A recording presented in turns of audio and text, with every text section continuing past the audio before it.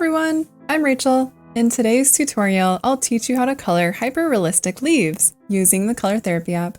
There are a lot of different ways to shade a leaf, like making the middle of each section light, doing a gradient, or coloring each section dark to light. It's really up to what you're trying to accomplish. In this lesson, I'll show you one way to shade and highlight it. If you'd like to follow along, search for this image under Flower. Alright, so let's start off using the green palette.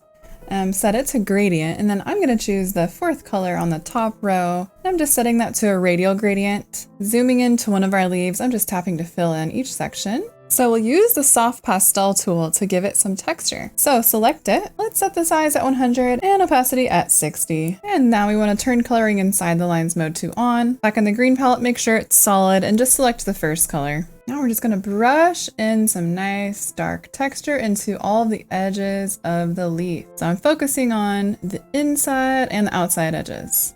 And then you can lower the size down to 13 or so, and then add in darker bits of shadow into the sections again. And we're focusing on those tips and edges of the leaf. Now in the green palette, select the second color on the second row. With our soft pastel tool, now let's set the opacity to 65 and the size at 25. And just add in some soft highlights just in the middle sections of the leaf, and it's kind of fading into the shadows there. Now let's add in some veins and striations with the thin fur tool. Let's set the size at 85 and opacity at 75. Using the first color on the second row of the green palette, just draw some veins starting from the bottom of each section and just going all the way up and curve along with the shape of each section too. Using the smudge tool, let's set the size at 30 and opacity at 15. Using that first dark green again, we're just going to shade even more into those edges like before. Just kind of deepening our shadows. You can even bring it down a little bit to the sides of each section. Now let's trace in some veins, so select the airbrush tool. Let's set the size at 2 and opacity at 55. Using that first color on the second row, just go and trace those veins. So I'm just going along the lines that are already there.